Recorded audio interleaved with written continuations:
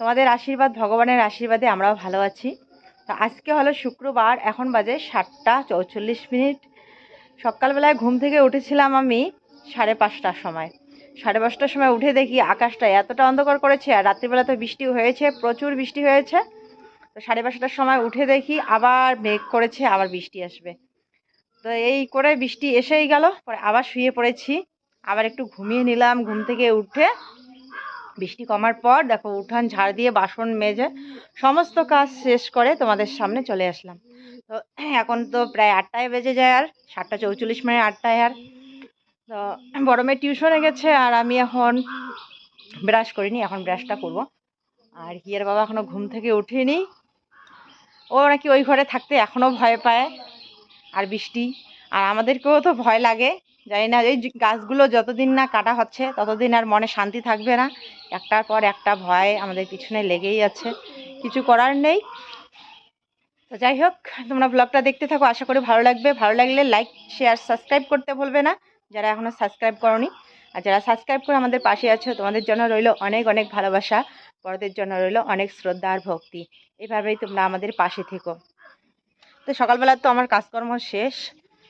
চলো এরপর কি করছি না করছি সব কিছু শেয়ার করার চেষ্টা করবো একটু একটু করে। এই দেখো গর্তগুলো কালকে রাতারাতি বন্ধ করে দিয়েছে, এই বন্ধ করাও শেষ, তারপরে বৃষ্টি চলে আসছে। তো কালকে আমি মোবাইলে বেশিক্ষণ কাজ করতে পারিনি, এই আকাশ খারাপের জন্য। কারেন্ট চলে যায় বারবার, আর আকাশ ডাকে, এদিকে গাড়ির শব্দ, সেজন্য রাত্রিবেলা বেশিক্ষণ কাজ করতে পারিনি। তো তোমাদের সাথে কথা বলতে বলতে দেখো রাস্তার এদিকে চলে আসলাম। সকাল সকাল সকালবেলার এই পরিবেশের হাওয়াটা ভালোই লাগে।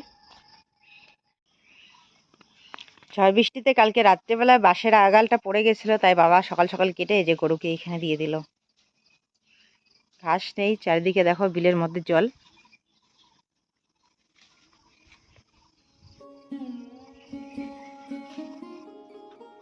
যেভাবে বৃষ্টি হচ্ছে, আর কিছুদিন এভাবে যদি কয়েকদিন বৃষ্টি হয়, তাহলে বিলের মধ্যে মনে হয় মাছ জল চলে আসবে। তো ভালোইভাবে মাছ খেতে পারবো, মাছ ধরে।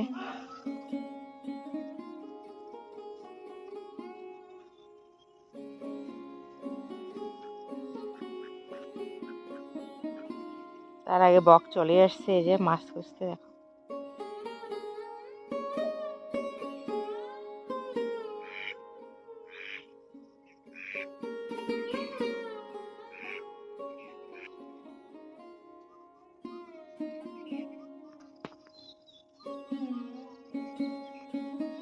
চলো বাড়ি যাই এখন, হাওয়া খাওয়া হয়ে গেছে আমার।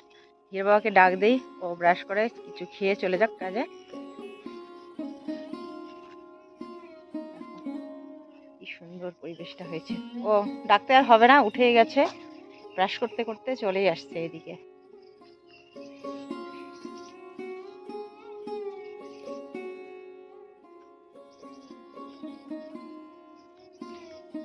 গুড মর্নিং জানান।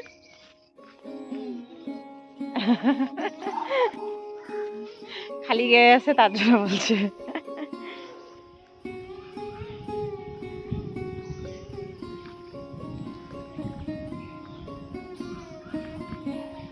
সকাল সকাল কি সুন্দর হাওয়া।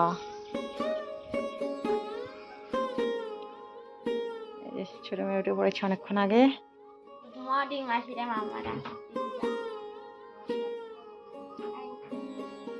মা এখনো ওঠেনি ঘুম থেকে, উঠেছে অনেকক্ষণ আগে, শুয়ে আছে। মা বলছে পেট ব্যথা করছে। আসলে কি বলতো, রাত্রেবেলায় তো ভাঁজ হয়ে ছিলে, এর জন্য পেট ব্যথা করছে। আমি বলতে চাইলাম, এক পাশ হয়ে টোকরা লেগেছিল, তো পেট তো ব্যথা করবে। তো একে একে সবাই এখন ঘুম থেকে উঠেছে, আর যে যার কাজে লেগে পড়ছে। তো হিয়ার বাবা যাবে কাজে, ও বলছে কিছু খেতে দাও। তো ঘরে মুড়ি চিড়া আছে, ওগুলাই খেতে দেবো। আর আমি এখানে দেখো কালকে শেষ বেলায় কাপড় ধুয়ে দিয়েছিলাম, শুকায়নি। তো এই যে কাপড়গুলো তুলে রেখেছি বারান্দাতে, ওগুলা বের করে দিচ্ছি, হাওয়া বাতাসে একটু শুকাবে। এখনো রৌদ্র ওঠেনি, কিন্তু আকাশটা একদম পুরো মেঘলা করে আছে। যাই হোক, ব্রাশ করে এখন আমি তাদের খাবার ব্যবস্থা করে দেব। তো এইখানে দেখো কি সুন্দর দই, আর বাড়িতে পাতা দই, দারুণ হয়েছিল। আসলে মামি সেদিন দুধ নিয়ে আসছিল, তো আমাদের বাড়িতে দুধ ছিল, তো সেই দুধগুলো আমি এই ঘটির মধ্যে রেখে দিয়েছি। আম কাঁঠাল চিড়া মুড়ি দই দিয়ে সকালবেলা খাওয়া হবে।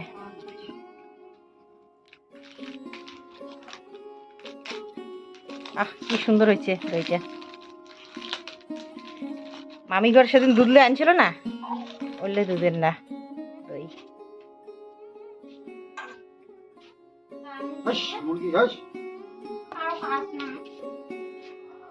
সেই সুন্দর হয়েছে। ইস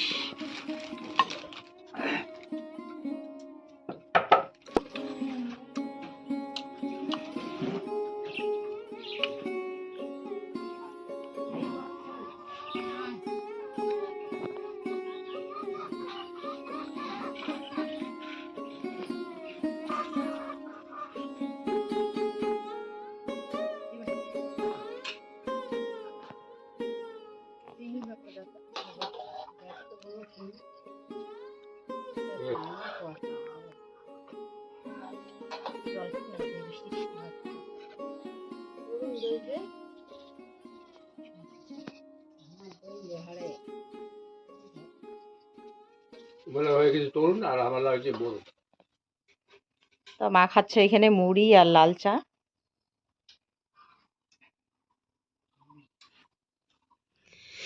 তো বন্ধুরা দেখো, কালকে নিয়ে আসছিল একটা পেঁপে।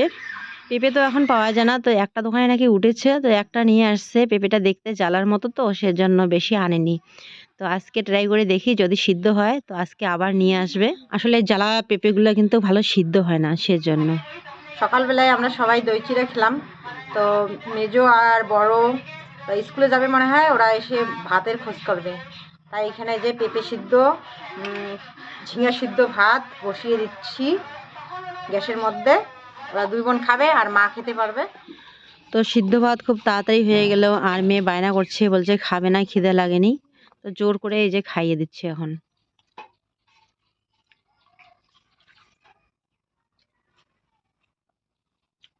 কি টেস্টে লাগে?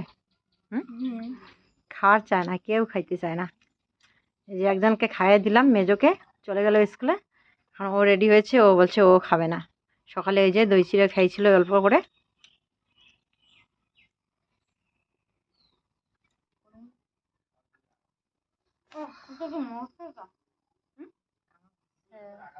তো সকালবেলা সবার খাওয়া দাওয়া শেষ।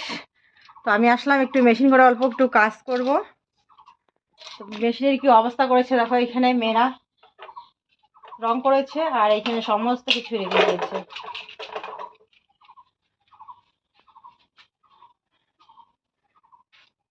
আর মা আজকে বাড়ি যাবে কি, এখানে আর থাকতে চাচ্ছে না আমাদের বাড়িতে। বলছে আমাদের নাকি কি অসুবিধা হচ্ছে, আজকে নাকি চলে যাবে মা বলতেছে। কেন চলে যাবে? খাবার দাবার নাই, কষ্ট করে খায়। খাবার দাবার নাই, আর জামাই আরো কাজ করে পায় না, কিছু না, বাড়িতেই থাকে। ওগুলা দেখতে ভালো লাগে, এতগুলা মানুষ দূষণ করে বাড়িতে। দেখো দেখো কি বলতেছে, আমাদের নাকি আমরা যেগুলো খাই ওগুলো তো এক মুঠি তো খাওয়াই, এক মুঠি খাই, এইটুকু এইটুকু আমরা যে খাই, তোমার কি খাওয়ার হবে না নাকি? বলতে এত বলতেছি যে আজকে আমাদের বাড়িতে আর কিছুদিন থাকো, কিন্তু বলছি যে না, আর এক সপ্তাহ হইলাম, আর কতদিন থাকি তোমাদের এখানে। এত বুঝাচ্ছি তবু থাকতেছে না। তো বোন এখন বলতেছে যে বাড়িতে তো রাখা যাবে না, কারণ ভাই পাবে না একলা সামল দিতে। তো বোন বলতেছে তাহলে আমি নিয়ে যাই। আমি ভাবছিলাম যে ওর নতুন বাড়িতে যাচ্ছে, ওইখানে ওর একটু অসুবিধা হবে। এই যে নতুন সংসারের কতগুলো জিনিস গোছাতে হবে, এগুলো নিয়ে যাচ্ছে, সবগুলো এলোমেলো, এগুলো সব ঠিক করতে হবে, ঘরটা গোছাতে হবে, তার মধ্যে বিমানকে নিয়ে স্কুল নিয়ে যেতে হবে, আনতে হবে। তো কয়েকদিন ওগুলো গুছিয়ে নিয়ে তারপরে মাকে নিয়ে যেতে পারতো। তো মাকে বলছি আর কিছুদিন থাকো এখানে, আর এক সপ্তাহের মতো থাকো। মা আর কিছুদিন থাকবে না, এই যে মানে 2 দিন থেকে বায়না করছে যে আর থাকা যাবে না, এক সপ্তাহ হলো আমাদের নাকি খাবার দাবার নেই। তো সেজন্য বাড়ি যাওয়ার জন্য কয় কি আমাকে তাহলে বাড়িতে রেখে আসো। ভাইয়ের যেভাবে ওরা যেভাবে চলছে ওভাবেই চলে যাবে, দিন চলে যাবে, পারবে। বাড়িতে যেতে চাচ্ছে, তো বাড়িতে ভাইয়ের অসুবিধা হয়ে যাবে, তো সেজন্য বাড়িতে দিয়ে পাঠাবো না এখন আর। এখন বলছে তাহলে মোনা বলছে তাহলে বোন নিয়ে যাবে আজকে। তো এই যে হিয়ে বাবা আবার দেখো এদিকে বের হয়েছে, মাকে স্নান করিয়ে দিতে হবে, তো সেজন্য কি ওগুলো বলে ব্যান্ডিজ না কি, ওগুলো পেঁচিয়ে পেঁচিয়ে তারপরে স্নান করাতে হবে। তো সেটাই আনতে যাচ্ছে। তো আরেকটা জিনিস আনতে হবে, মলমটা শেষ হয়ে গেছে, কালকে আনার কথা ছিল কিন্তু আনা হয়নি। এটা দিয়ে দিচ্ছি, এটা দেখে এই নামে নিয়ে আসবা। ও যাচ্ছে এখন বাজারে।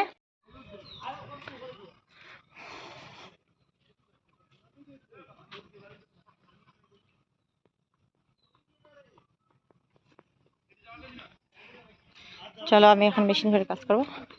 হ্যাঁ ডাকালি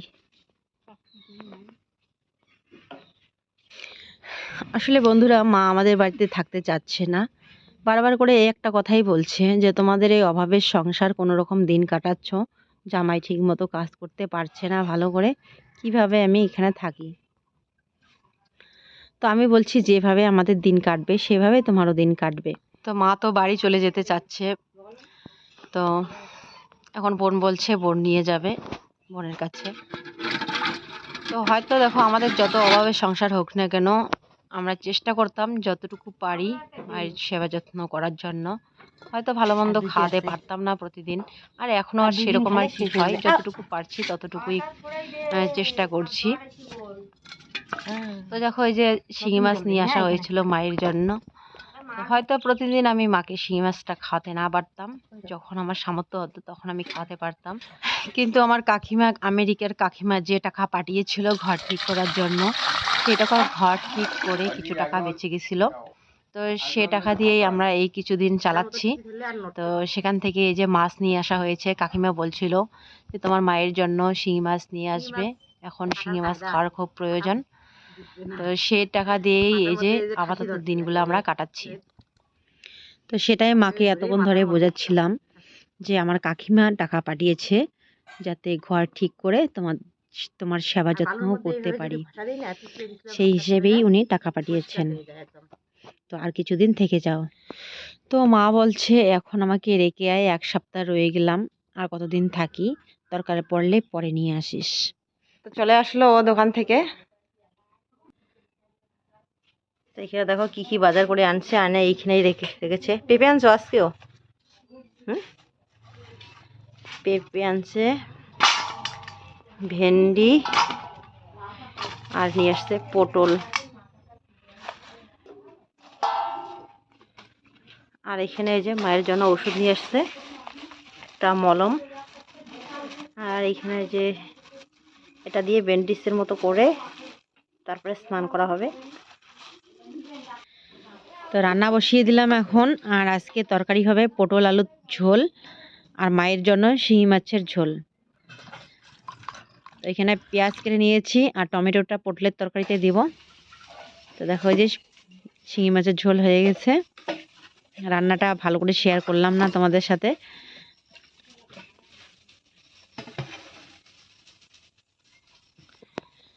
তো মার জন্য এখানে একটা পটল ভাজা করেছিলাম, তো পটল ভাজা আর মাছের ঝোল, আর কিছু করা হয়নি আজকে মায়ের জন্য। আর আমাদের জন্য ভেন্ডি ভাজা আর পটলের তরকারি। তো মেয়েরা অতটা পছন্দ করে না পটলের তরকারি, তবু একটু বড় মেয়ে খায়, ছোট আর মেজো তো খেতে চায় না, তবু জোর করে আমি দেই। তো ওরা বলে যে আলু দিবা আর ঝোল দিবা, পটল দিবা না, তবু আমি কিন্তু 1 টুকরা 2 টুকরা পটল দিয়ে দেই। ইয়ে খাবি না তুই এখন? সব তরকারি খাওয়া অভ্যাস করতে হয়। তো রান্না বান্না শেষ, এদিকে দেখো যে খাচ্ছে। আর হিয়ে একটা ওর দিদির জামা পড়েছে।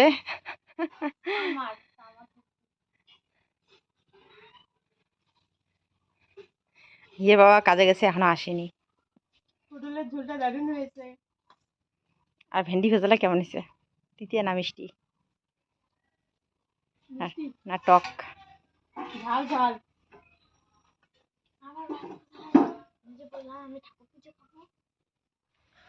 তো বন্ধুরা এখন বাজে 4টা। হ্যাঁ তো আর পাকা রাস্তা তো আস না যায়, মেত্তিগুনা থাকি মেলায়। তো এখন বাজে 6 মিনিট কম 5টা বাজে। তো তাড়াতাড়ি করে খাওয়া দাওয়া করলাম। আমি খেতে বসছি, তখন বোন ফোন করলো যে গাড়ি ঢুকে পড়ছে, এইদিকে ঢুকার কথা ছিল, তো এইদিকে আসবে না, আজ রাস্তায় কাজ চলছে, ওইদিকে নাকি সামনে কাজ চলছে। বোন ফোন করলো যে যে এইটুক জায়গা মানে হেঁটে হেঁটে যেতে বলছে। তো যে ব্যাগ নিয়েছি আমি এখানে, ব্যাগ নিয়েছি, আর এদিকে আছে মা, আস্তে আস্তে হেঁটে হেঁটে যাচ্ছি।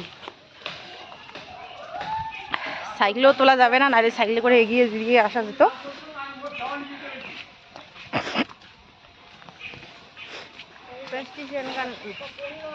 আগা দিন না জানাই মনা একটা ঘর বানাও হ্যাঁ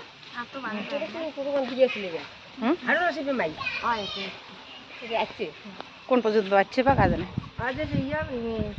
সেন্টারটা যাওয়ার পরে তাহলে একটু হেঁটে হেঁটে যাই। সেন্টারটা ওইখানে নাকি আমাদের এইখানে যে কালী মন্দিরটা আছে ওই পর্যন্ত নাকি আসছে, আর এদিকে রাস্তা। তো বন্ধুরা, এইভাবে তাড়াহুড়ো করে আজকে মার যাওয়ার কথা ছিল না, তো হঠাৎ করেই এই সিদ্ধান্ত নেওয়া হলো। যাচ্ছে মাকে। আসলে প্রথম থেকে সিদ্ধান্ত ছিল আমাদের বাড়িতে কিছুদিন থাকবে, তারপরে বোনের বাড়িতে যাবে, কিন্তু আজকে এইভাবে যে যেতে হবে সেটা সিদ্ধান্ত ছিল না। আসলে আমরা ভেবেছিলাম যে রবিবারে ডাক্তার দেখিয়ে তারপরে বোনের বাড়িতে পাঠিয়ে দেব। এর আগের ভিডিওতে তোমরা অনেকেই কমেন্ট করে বলেছিলে যে আরেকবার চেক আপ করাতে হবে, তো সেজন্য ভাবছিলাম যে রবিবারে ডাক্তার আসবে, রবিবারে ডাক্তার দেখিয়ে তারপরে বোনের বাড়ি পাঠিয়ে দেব। আসলে ফালাকাটা আর কুচবিহার অনেকটা দূর হয়ে যায়, আর আমাদের বাড়ি তার মাঝখানে আছে, তো আমাদের বাড়ি থেকে ফালাকাটা নিয়ে গেলে একটু রাস্তা কম হবে, তো সেজন্য। কিন্তু এরপর এই যে ভাইকে ফোন করা হলো, তো ভাই বলল যে ডাক্তারের সাথে কথা বলছে ভাই, ডাক্তার বলেছে যদি পেশেন্ট যদি সুস্থ থাকে, কোনো অসুবিধা যদি না হয়, তাহলে এখন চেক আপ করা লাগবে না, মানে 1 মাস হলে একটা নর্মালি চেক আপ করলেই হয়ে যাবে। তো সেজন্য আর সিদ্ধান্তটাকে পাল্টিয়ে এই যে এই গাড়িতেই মাকে নিয়ে যাচ্ছে বোন। তো অনেকটাই লেট হয়ে গেছে, গাড়িটা এখানে অনেকক্ষণ এসে দাঁড়িয়েছিল, তো বোনের সাথে আর সেরকম কথাও হলো না। তো কোনো ব্যাপার না, ফোনে পরে বোনের সাথে কথা বলে নেব। তো ভগবানের কাছে প্রার্থনা করি মা ওইখানে ভালো থাকুক, সুস্থ থাকুক। আর এই গাড়িটার জন্যই আমাদের বাড়িতে যেতে পারেনি বোন, নাহলে আমাদের বাড়ি মা থেকে এখানে মাকে তুলে দেখো নিয়ে আসতো। এই যে ঝিম ধরে বসে আছে, দিদা চলে গেলে বলে। তো দিদাকে নাকি খুব মিস করছে, আর বাড়িতে কিন্তু এখনো যায়নি। বলছে বাড়িতে গেলে বাড়িটা ফাঁকা ফাঁকা লাগবে, এর জন্য এখানে বসে আছে। বাবাও দেখো কাজে যাওয়া বাদ দিয়ে এখানে ঝিম ধরে বসে আছে। তো বন্ধুরা, এখন বাজে 9টা 52 মিনিট। এতক্ষণ ধরে শুয়ে শুয়ে এইখানেই তোমাদের কমেন্টে রিপ্লাই দিচ্ছি, এডিটিং করছি। তো হিয়ার বাবা কাজ থেকে চলে আসলো, এখন ও রিপ্লাই দিবে আর আমি খাবার বানাবো। তো এখানে দেখো ছোট যা দিয়ে গেল খিচুড়ি প্রসাদ। আজকে আমাদের পিসি শাশুড়ির বাড়িতে অনুষ্ঠান ছিল, অনুষ্ঠান না, পূজা ছিল। কি পূজা জানো, শিব পূজা ছিল। তো যেতে বলছিল মা, শুধু মা গেছে, আর আমার ছোটো যা গেছে, বড় যা গেছে, মেয়েরা কেউ যায়নি, আর আমিও যেতে পারলাম না। মা গেল চলে, ভালো লাগছে না, ঘরটা একদম ফাঁকা ফাঁকা লাগছে। দিনের বেলা এইখানে থাকে, রাত্রেবেলা ওইখানে থাকে, তো দিনের বেলায় সারাক্ষণ এই ঘরেই আর কি থাকে, তো খুব মিস করছি, ভালো লাগছে না। তো এইখানেই শুয়ে শুয়ে এতক্ষণ কাজ করছিলাম, তো সেজন্য মনটা ভালো লাগছিল না। তো বলে যাইনি, পুজো বাড়িতে যাইনি। তো ছোটো যারা এখানে নিয়ে আসছে প্রসাদ, খিচুড়ি প্রসাদ, খুব সুন্দর সেন্ট বাইরে রয়েছে। তো মেয়েদেরকে ডাক দেই, দিয়ে আমরা এখন প্রসাদ খাবো। তো চলো এখন তাড়াতাড়ি খিচুড়িটা খেয়ে নেই, গরম গরম, খুব সুন্দর সেন্ট বাইরে হয়েছে। আর খিচুড়ি ভক্ত আমরা, আমার বড় মেয়ে আমি। আজকে মোবাইলে প্রচন্ড চাপ পড়েছে তোমার, দুটো ভিডিও কমপ্লিট করা, আবার এডিট করতেছো। তুমি মোবাইলটা আমাকে দাও, তুমি একটু রেস্ট নাও, আমি রিপ্লাইগুলো দিয়ে দেই। কিন্তু রিপ্লাই দিতে আমার কিন্তু ভুল হয়ে যায়। কীরকম ভুল হয়ে যায়, আমি তো ও তুমি কাকে বোন বলো কাকে দিদি বলো আমি তো জানি না। আর আমি তো প্রতিদিন রিপ্লাই দেই না, হঠাৎ মঠাৎ দেই। আর যারা দিদি বলে বোন বলে তাদেরকে তো আমি ঠিকই দিতে পারি, যারা কিছু বলে না তাদেরকে দিতে আমার একটু ভুল হয়ে যায়। হ্যাঁ, অনেকেই তোমরা বলো যে দিদি ভাই কেমন আছো, বা দিদি ভাই এটা সেটা, তখন ও দিদি ভাই যারা বলো তাদেরকে বোন বলি। তো আমার তো তবু কমেন্টগুলো মনে থাকে যে কে কি হবে, একটু মনে থাকে। কিন্তু ও মাঝে মাঝে রিপ্লাই দেয়, তো সেজন্য না, আমি যাকে দিদি ভাই বলি তাকে মাঝে মাঝে ও বোন বলে ফেলে, আর যাকে বোন বলি তাকে ও আবার দিদি ভাই বলে ফেলে। সেদিন তো একজনকে আমি দাদা ভাই বলি, আর ও বলেছে, কি বলেছো, বোন বলেছো দাদা ভাইকে। তো এরকম গন্ডগোল হয়ে যায় এই কারণে। কারণ আমার মানে ব্যস্ততার কারণে মাঝে মাঝে ও রিপ্লাই দেয়, তো সেজন্য। তো তোমরা কিছু মনে করো না। আর আমাকে বলছে যে আমি একটু রেস্ট করব, আর ওর রিপ্লাই দিবে। রেস্ট করব কি করে বলো? এই যে খিচুড়িটা খেয়ে তো আবার রুটি বানাতে হবে ওর জন্য। তো চলো সঙ্গে থেকো।